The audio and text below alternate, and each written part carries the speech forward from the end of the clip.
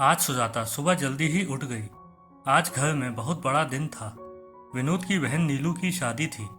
विनोद नाश्ता करके शादी वाले हॉल की तरफ निकल गया। नीलू भी ब्यूटी पार्लर की तरफ निकल गई। 10 बजे तक सबने पहुंचना था, तो सुजाता जल्दी जल्दी हाथ चलाने लगी। 2 साल की उसकी बिटिया तनु जब बार बार माँ को तैयार होने में देर कराने लगी, तो सुजाता ने उसके हाथ में खिलौनों की टोकरी पकड़ाकर उसे बिस्तर पर बिठा दिया और खुद इत्मीनान से तैयार होने लगी। आखिर बहू है इस घर की, सबकी नज़र उस पर भी तो होगी। उसकी सासू माँ निर्मला ने आकर बताया कि नीचे गाड़ी आ गई है, जल्दी से तनु को तैयार कर दो, मैं तुम्हारा कमरा ठीक कर देती हूँ। सुजाता तनु को तैयार करने में व्यस्त हो गई और निर्मला जल्दी जल्दी बिखरा कमरा समेटने लगी। तनु के खिलौनों की टोकरी उठाकर अलमारी के ऊपर रख दी। सुजाता ने तनु को सुंदर सी घाघरा चोली पहनाई और झटपट दोनों गाड़ी में बैठ गई। गाड़ी हॉल की तरफ चल पड़ी। तभी सुजाता का ध्यान अपनी सूनी कलाई पर गया और उसके मुंह से हाय राम, जल्दी जल्दी में कंगन पहनना तो भूल गई। झट से उसने अपनी बाजू साड़ी में छुपा ली। सुजाता कंगन पहनना नहीं, बल्कि वो कंगन पहनना भूल गई थी जो सब गहनों में सबसे जरूरी थे, जो इस घर की किसी परंपरा को संभाले हुए थे।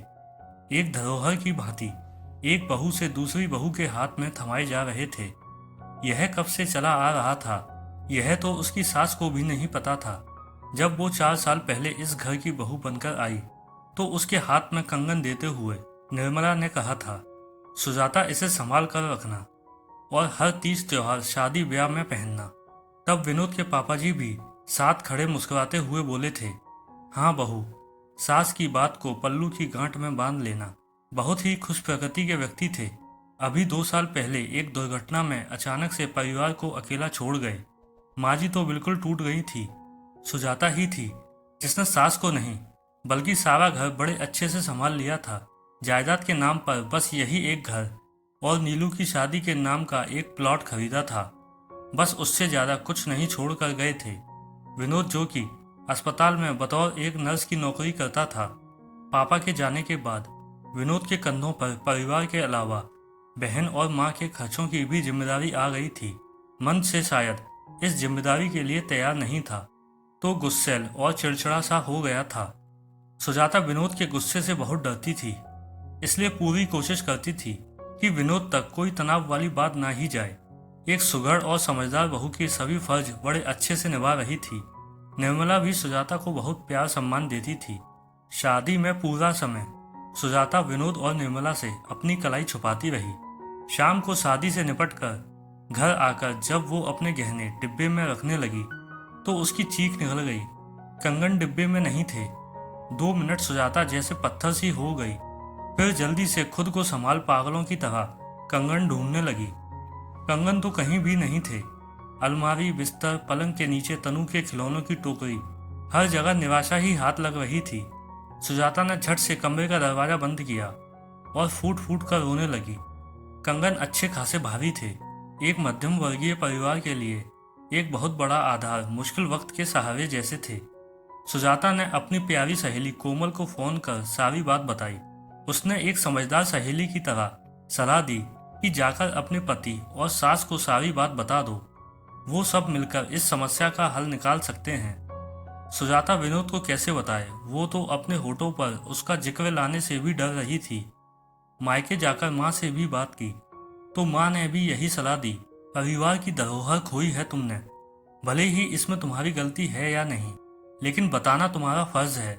दिन बीतते गए, यह रात सीने में दफन उसे हर वक्त सताता रहा। शादी ब्याह त्योहारों पर कंगन भारी हैं, पहनने का मन नहीं कहकर सासू माँ को टालती रही। पति को बताने का कई बार मन भी किया, लेकिन उसके गुस्से, चीखना चिल्लाना, घर में क्लेश, ऐसा ख्याल आते ही उसने खुद को रोक लिया। इसी बीच सुजाता घर खर्चे से बचने वाले पैसों को जोड़ने लगी, अपनी छोटी छोटी जरूरतों को मारने लगी, इच्छाओं को दबाने लगी। यह जानते हुए भी कंगन खरीदने भर की राशि वो कभी जुटा नहीं पाएगी। फिर भी एक आशा से खुद को बांधे वो सालों आगे निकल आई। बिटिया तनु 21 बरस की हुई तो अपने लिए इंजीनियर लड़का ढूंढ लाई। लड़का ऑस्ट्रेलिया जा रहा था और तनु शादी के बाद उसके साथ जाना चाहती थी। विनोद और सुजाता को घर बार सब अच्छा लगा तो महीने भर में तनु की विदाई की तैयारी शुरू कर दी।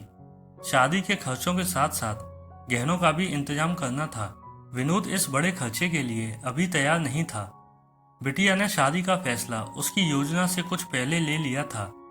माँ ने सलाह दी, बेटा तू चिंता मत कर, हम वो खानदानी कंगन बेच देंगे। तुम्हारा तो कोई बेटा है नहीं जो आगे बहू आएगी।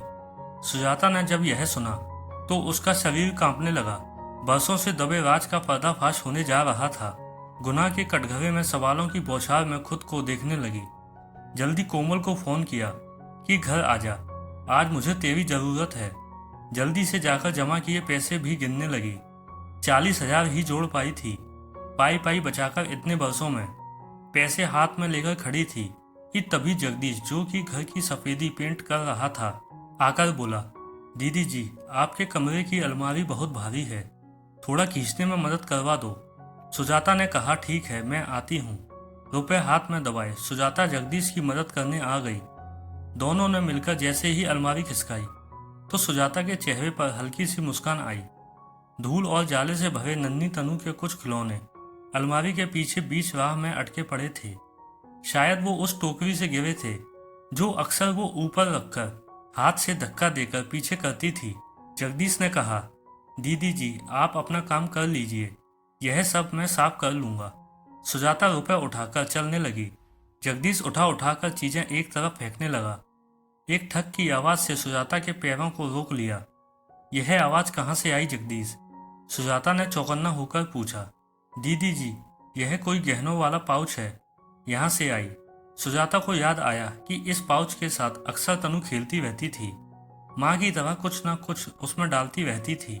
सुजाता ने जैसे ही उस धूल से भरे पाउच को खोला तो उसकी आंखें फटी की फटी रह गईं। दोनों कंगन में आज भी वैसी ही चमक थी जो उसने 25 साल पहले देखी थी। कंगन हाथ में थे। सुजाता के विश्वास को यकीन नहीं आ रहा था। 2 साल की तनु जो उसके साथ बैठी खेल रही थी, उसने कब माँ के कंगनों को उठाकर पाउच में डाल दिया और पाउच अलमारी के पीछे कहीं अटका रहा। कभी पीछे ध्यान ही नहीं गया। वो फूट फूट कर रोने लगी। उसका रोना सुनकर सभी भाग कर आ गए। विनोद ने जगदीश की तरफ देखा, वो भी निरुत्तर सा देख रहा था। तभी कोमल आ गई और आकर सुजाता के पास बैठकर बोली, क्या हुआ? सुजाता ने उसके हाथ में वो पाउच पकड़ा दिया। कोमल ने जब सारी बात बतानी शुरू की तो विनोद और निर्मला के चेहरे हैरान से सुजाता को देख रहे थे। निर्मला ने सुजाता को गले लगा लिया और प्यार करते हुए बोली, पति को ना सही मुझे तो बता सकती थी, कब मैंने तुझमें और नीलू में फर्क किया। विनोद भी अपने गुस्से की वजह से थोड़ा शर्मिंदा दिख रहा था और सोच रहा था, काश उसने गुस्से के साथ साथ पत्नी को विश्वास भी दिया होता। माँ ने कहा, देख लिया अपने गुस्से का परिणाम। सालों तक बहू भीतर ही भीतर घुटती रही। विनोद ने सुजाता को हाथों से उठाकर खड़ा किया और बोला, चलो अभी बाजार चलते हैं और आज तुम्हारे इन जमा किए पैसों से तुम्हारी दबी सभी इच्छाओं को पूरा करते हैं। सास ने बड़े प्यार से सुजाता के हाथ में वो कंगन पहनाकर उसका माथा चूम लिया।